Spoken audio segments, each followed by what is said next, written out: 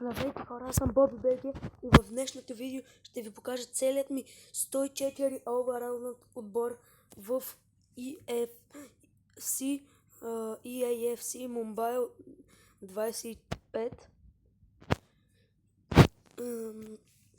Ще ви покажа целият ми отбор и очаквайте още видеа. Бях паузирал малко с видеята, но мисля да се завръщам. Ето ще видите моят отбор. Разбира се, не е това отбора. Сега, вратарят ни ще бъде Ян Облак 100. Трябва да се сменя, но за сега ще е той. Следващият ни играч на десният бек ще бъде Карвахал, играчът на Реал Мадрид, който се бореше за златната топка. Човекът, който е асистирал за един от най-великите голове на Кристиано Роналдо. Защитникът ни единият ще бъде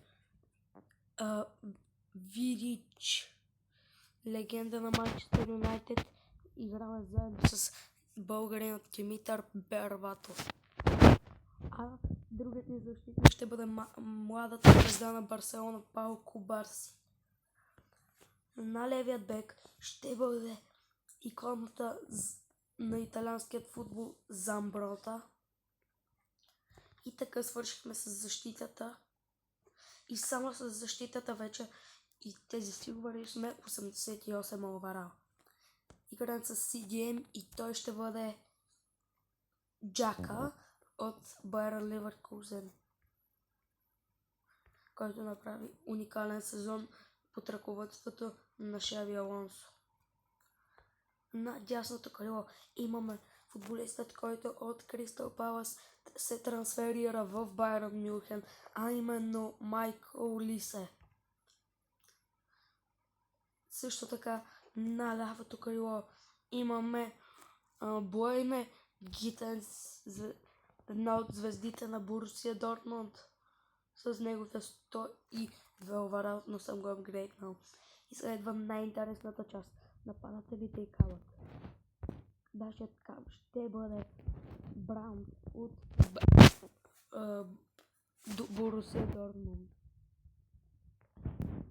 Само с нападатели ще стигнем още 5 оверал. Един от нападател е българинът Димитър Бербатов. А сигурно вече сте видяли другия нападател, а именно Хари Кейн, който най-после този сезон взе първия си трофей. Това е моят отбор. Пишете какво мога да променя в него. За сега мисля вратаря и после да се насочвам към други места, където мисля, че Хари Кейн ще стои тук най-дълго време, без да си тръгва.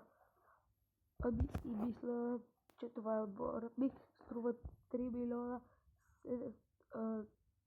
милиарда 7.